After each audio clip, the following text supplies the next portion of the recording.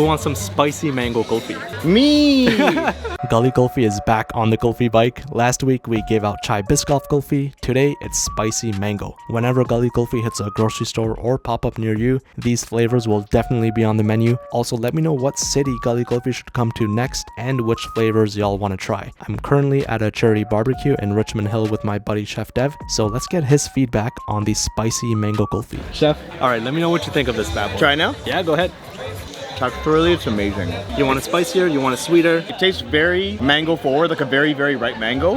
It needs a bit more heat though. For us, yeah, Yeah. for brown folks, 100%. Out of 10, what would you rate this? Because it's you, I'd give it like No. Honest. Honest? Honest. Out of 10, what is this? 8-1.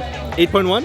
Got you. And if you want to make spicy mango kulfi at home, here's how you can make it. Here's how you can make spicy mango kulfi. Kulfi is basically like ice cream and it's a very popular frozen dessert in Pakistan. You know it's my cheat day. In a saucepan, add whole milk, heavy cream, milk solids, and sweetened condensed milk. Reduce this on medium heat for about a half an hour. Now add mango pulp or really sweet mangoes along with tahini, chamoy, and a habanero pepper. Mix this well and then you can blend it to make it smooth. The consistency should be kind of thick. Pour it into any mold you wish and freeze it for at least 8 hours. Enjoy.